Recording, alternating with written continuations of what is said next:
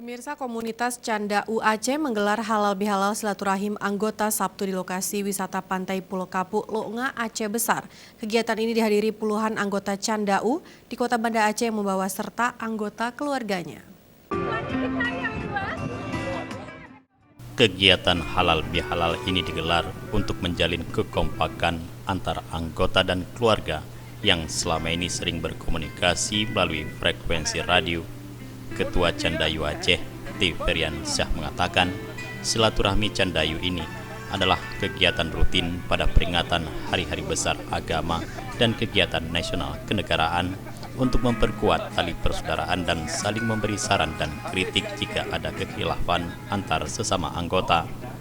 Menurut Ferry, komunitas Candayu merupakan bahagian dari anggota radio antar penduduk Indonesia RAPI, khususnya di Kota Banda Aceh, yang membuat base frekuensi tersendiri untuk saling bercanda dan berkomunikasi.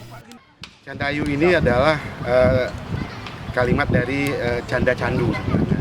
Kami warga Rapi Kota Banda Aceh berkumpul bersama-sama membuat satu base frekuensi. Kami di situ di 14288. Kami di situ bercanda melalui radio komunikasi, kemudian sambil menyampaikan berita bencana apabila terjadi di Kota Banda Aceh. Kami mengharapkan kegiatan ini tidak hanya terputus sampai di sini, tapi acara ini terus berlanjut pada acara-acara silaturahmi yang lain. Kegiatan halal bihalal ini turut dihadiri sesepuh selaku penasihat Candayu Rapi Aceh, Husni Tamrin atau sebagai JZ01 AHT yang kini sudah bertugas di Jakarta. Kegiatan ini juga dimeriahkan dengan memasak kuah belangong dan bernyanyi lagu daerah masing-masing anggota. Bermoto dengan kesetiakawanan, kita raih dan rajut tali silaturahmi yang bermartabat, komunitas Candayu kini telah memiliki 400 lebih anggota di seluruh Nusantara.